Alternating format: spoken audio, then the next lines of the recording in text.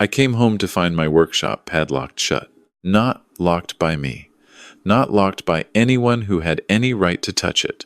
Locked by my son-in-law, who had lived under my roof for 4 years without paying a single dollar in rent, and who apparently decided while I was away at my brother's funeral that the 12 by 24-foot workshop I had built with my own hands in my own backyard now belonged to him. There was a note taped to the door. A handwritten note, like I was a tenant who had violated some clause in a lease I never signed. It said, "Workshop is being converted to a home office. Your tools have been moved to the side yard. Please do not disturb the renovation. Please do not disturb the renovation." In my own backyard. On my own property. In the workshop I had spent 11 weekends building the year after my wife passed, because I needed something to do with my hands or I was going to fall apart completely. I stood there in the driveway with my overnight bag still on my shoulder, still wearing the same dark clothes I had worn to lower my brother into the ground 2 days before, and I read that note 3 times. Then I folded it carefully, put it in my shirt pocket, and walked inside to make a phone call. Not to my daughter, not yet. I called my attorney. My name is Dennis. I am 63 years old. I worked as an electrician for 31 years, ran my own small contracting business for the last 12 of those, and when I retired at 61, I owned my home outright, had a reasonable amount in savings, and had plans that involved exactly none of the chaos that was about to unfold in my life. My daughter, who I will call by her relationship to me because she is the only daughter I have and I still love her even through everything that happened, moved back home 6 years ago after her first marriage ended. She was 31, heartbroken, and needed somewhere to land. I told her she could stay as long as she needed. I meant it. That is what fathers do. She stayed for a year, found her footing, started a new job in marketing at a mid-sized company downtown. She seemed happy. She seemed like herself again. Then she met her husband at a company event, and within 8 months they were engaged, and within 14 months they were married, and within 2 months of the wedding she came to me and asked if they could move in temporarily while they saved for a house. Temporarily. I want to be honest about something. I did not love the idea. I had been living alone for 4 years at that point, and I had made a kind of peace with the quiet. My wife had died of a stroke when my daughter was 26, and the grief of that had taken me a long time to work through. The workshop had been part of that. Cooking dinners slowly on Sunday afternoons had been part of that. Long drives on Saturday mornings with no destination had been part of that. I had built a life that fit me, and I knew instinctively that another person in the house, let alone 2 people, would change the shape of that life. But she was my daughter, and I told myself it would be temporary. 6 months, maybe a year. They were both working. They would save quickly. That was 4 years before I came home from my brother's funeral and found a padlock on my workshop door. Her husband, I will call him my son-in-law, because that is what he was. Legally, though the word feels complicated now, had a personality that I can only describe as aggressively confident. He was 34, worked in sales, and had an opinion about everything delivered with the certainty of someone who had never once been seriously wrong about anything. When he first moved in, he was cordial, even charming. He would ask about my contracting work, seemed genuinely interested, would come out to the workshop sometimes and watch me restore a piece of furniture or work on a cabinet I was building for a neighbor. But something shifted somewhere in the 2nd year. I am not sure exactly when. It was gradual. The way a foundation crack is gradual, you don't notice it until the wall starts leaning. He began making suggestions about the house. Small ones at first. The living room furniture was dated, maybe we should replace it. The kitchen could use updated hardware. The front landscaping looked tired. I would listen, nod, and do nothing, because it was my house and the furniture suited me. And I had planted the garden in the front myself over the course of 3 springs, and I was not going to rip it out because my son-in-law had developed opinions about curb appeal. Then the suggestions became something more. He started talking about the house as though it were a shared asset. We should think about refinancing. We could add real value if we opened up that back wall. The workshop footprint is wasted space. Dennis, honestly, you could put a proper guest suite back there and the property value alone. I told him clearly more than once that the house was mine, the workshop was mine, and I was not interested in renovations or refinancing or converting anything into anything. He would nod and smile in a way that made me feel like he had heard something entirely different from what I'd said. I should have pressed harder. I know that now. But she was happy, and I did not want to be the reason she wasn't. And so I kept drawing the line and then not enforcing it, which is not drawing a line at all. It is just pointing at the ground and hoping. I had been close to my brother, Robert.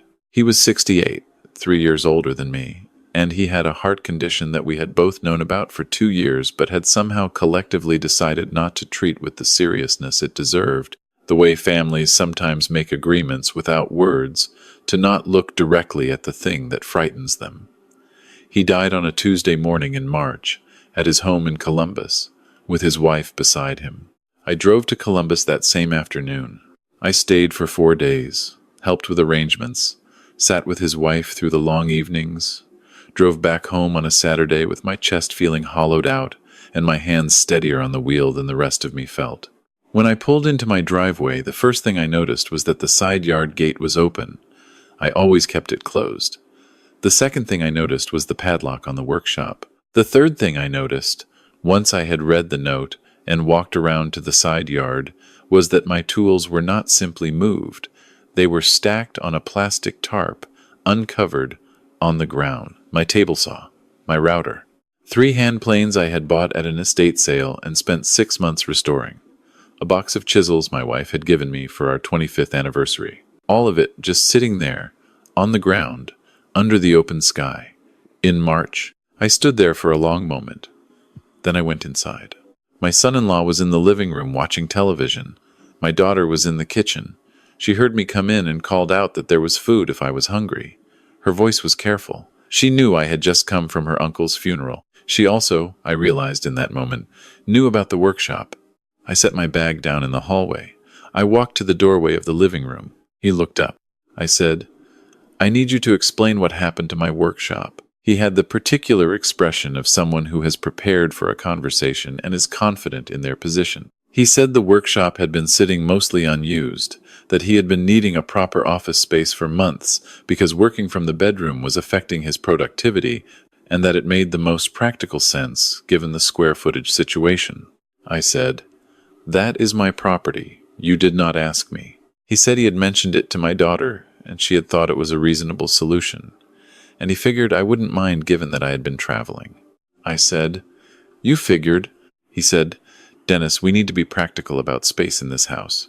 4 years is a long time, and we have tried to be respectful, but honestly, the workshop—" I said, 4 years during which you have paid no rent."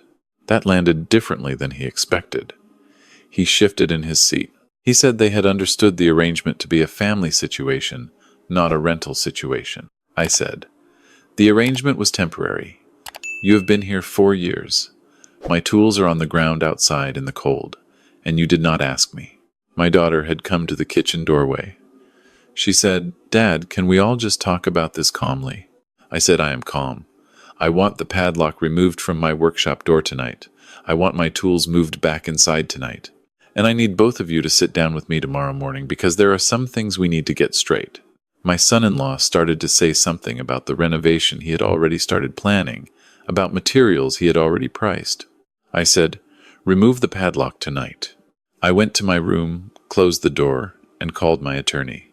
Her name is Patricia, and I have used her for business matters for almost 15 years. She is not a dramatic person.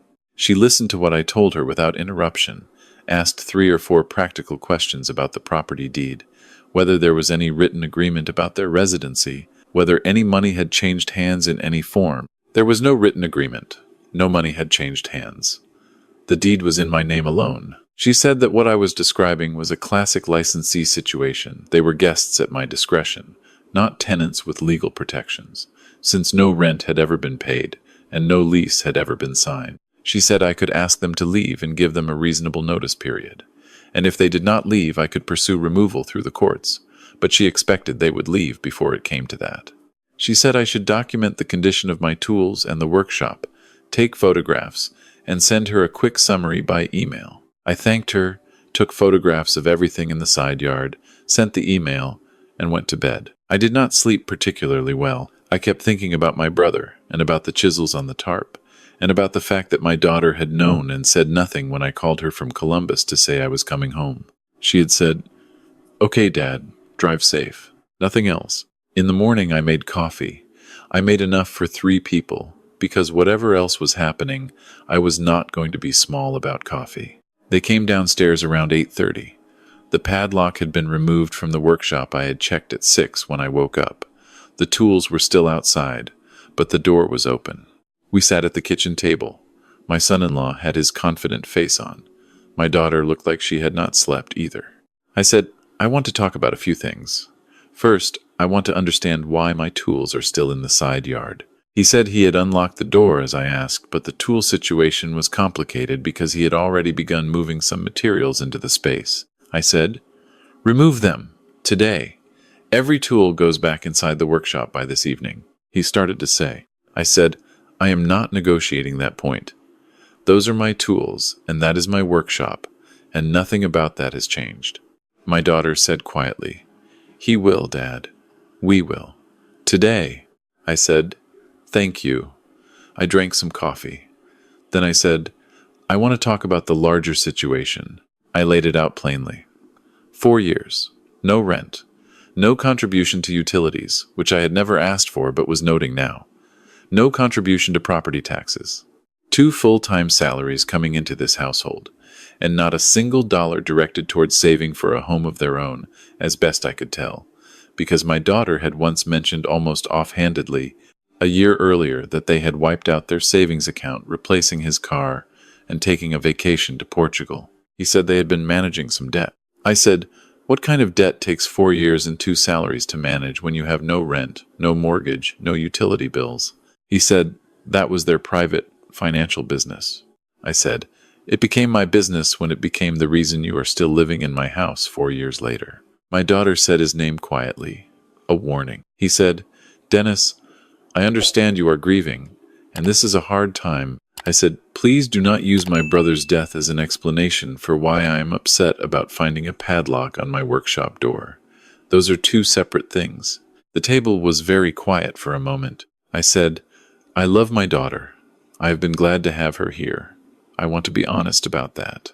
But this situation has gone on too long, and what happened with the workshop tells me that somewhere along the way, the understanding shifted, that you stopped feeling like guests and started feeling like something else.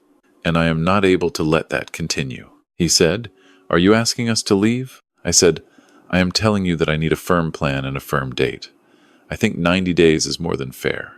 That gives you 3 months to find a place, secure it, and move your things."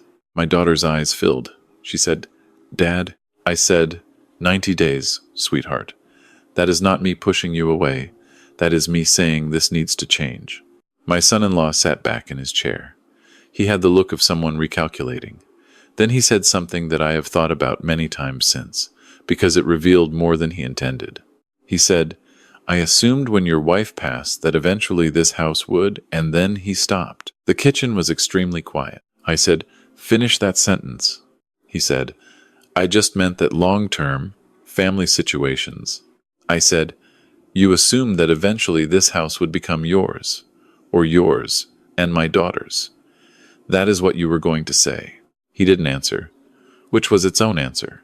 I looked at my daughter. She was looking at the table. I said, "Did you know he thought that?" She was quiet for a long moment. Then she said very softly, "He mentioned it once." I told him that wasn't something we should plan on. I said, "But you didn't tell me he had mentioned it."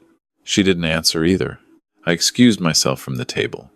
I went out to the workshop, which still had a few cardboard boxes stacked inside the door that did not belong to me.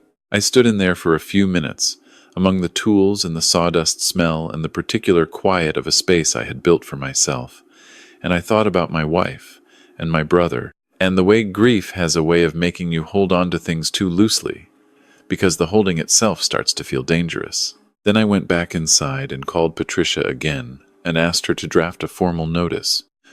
Not because I thought it would come to that, because I wanted something real on paper, something that said clearly and without sentiment that the arrangement was ending and the date was set and the house was mine. She sent it over by email that afternoon. I printed 2 copies, signed both, and placed one on each of their nightstands while they were in the backyard, moving my tools back into the workshop, which they did, to their credit, every single item by 3 o'clock that afternoon. My son-in-law found his copy first. He came downstairs holding it like it was a foreign object. He said, "You had a lawyer write this?" I said, "I have a lawyer for most things. That is how I have gotten through 31 years of running a business without significant problems." He said this felt like an escalation. I said, "I asked you nicely for 4 years. I told you clearly this morning. The letter is not an escalation. It is a clarity." He said, "I think we need to talk about this more before you go putting legal documents in people's rooms." I said, "The document does not require your agreement. It is a notice. You have 90 days. He called my daughter in from wherever she was. She read her copy. She cried. Not dramatically, my daughter is not a dramatic person, which I have always been grateful for. She cried quietly. In that way she has had since she was small, where she tries to hold it in, and it comes out around the edges. She said, "You really want us out?" I said, "I want the situation to change. There is a difference." She said, "It doesn't feel like a difference." I said, "I know, but it is." Her husband spent the next 3 days in a particular kind of cold fury that he tried to disguise as calm. He would come downstairs, make coffee without offering any to me, sit at the kitchen table with his laptop, and have loud phone calls that were clearly for my benefit calls to real estate agents that emphasized their budget in a way that seemed designed to make me feel guilty, calls to what sounded like his parents where he described the situation in terms that I gathered cast me as something between unreasonable and unwell. On the 4th day, his mother called my cell phone. I did not know she had my number. I answered because I did not recognize the number and thought it might be something related to my brother's estate. She introduced herself. She said she understood there had been some tension at the house and she wanted to reach out because she felt families should work things out without lawyers. I said, respectfully, that her son had been living in my home for 4 years without paying rent and had put a padlock on my workshop without asking me, and that I had given them 90 days' notice, which was more than fair, and that I was not sure what she felt needed to be worked out beyond that. She said that her son had told her I had been going through some difficult times emotionally, and that sometimes grief affected people's decision-making. I said, "I see." I said it politely, and I said it once, and then I told her I had to go. I had, in fact, nowhere to be. But the conversation was over. I told Patricia about the call. She said it was not unusual and not consequential. She said to document it and move on. I documented it and moved on. The weeks that followed had a particular texture. Functional but charged. Meals were mostly separate. Pleasantries in the hallway were brief. My daughter and I had coffee together twice, in the early morning before her husband was awake, and those conversations were among the most honest we had had in years. She told me she was embarrassed about the workshop. She said she had told him it was a bad idea, and he had done it anyway, and she had not pushed hard enough. She said she was sorry. I said I appreciated that. I said I was not angry at her. I said I was, if I was being honest, a little sad, not about any of this specifically, but about the longer pattern of it, the way I had let things slide for 4 years, because I wanted peace, and how peace pursued that way eventually becomes a different problem. She said, "I think we have some things to work on." She meant her and her husband. I said, "I think that is probably true. I meant me too." Around week 5, his attitude shifted. The cold fury became something more subdued. I think the reality of the housing market had made an impression. He came to me one evening while I was in the workshop and stood in the doorway for a moment before saying he wanted to apologize for the workshop situation. I looked at him. He said I overstepped. I knew it when I did it, honestly. I had convinced myself it was practical and that you would see it that way. I said, "Did it occur to you to ask me?" He said, "Yes." I said, "Why didn't you?" He was quiet for a moment. Then he said, "Because I thought you might say no." That was, at least, honest. I said, "I would have said no." He almost smiled. Not quite. He said they had found an apartment, a 2-bedroom in a neighborhood about 20 minutes away. They were planning to sign the lease by the end of the month, move in 6 weeks after that. I said, "That is good news." He said, "I know this didn't go the way any of us wanted." I said, "No, but it is going the right direction now." He nodded. He looked around the workshop for a moment at the workbench, the tools organized on their pegboard, the half-finished cabinet in the corner that I had started working on again the day after I got back from Columbus. He said, "You do good work in here." I said, "Thank you." He left. It was not a resolution exactly. It was not a reconciliation. It was two people acknowledging that the space between them had some real things in it, and that at least one of those things had been named. The moving day came on a Saturday in late April. They had hired movers, 2 young men with a truck, and the process took most of the morning. I stayed out of the way, mostly in the workshop, sanding the cabinet doors I had been working on. I could hear the footsteps above me, the thump of boxes, the particular sound of furniture being angled through doorways. At some point, my daughter came out to the workshop. She stood in the doorway, which seemed to be a theme for that spring people standing in that doorway, and she said, "We're almost done." I set down the sanding block. I said, "How are you feeling?" She said, "Scared." "Excited." "Mostly scared." I said, "That is the right amount of scared for something that is the right decision."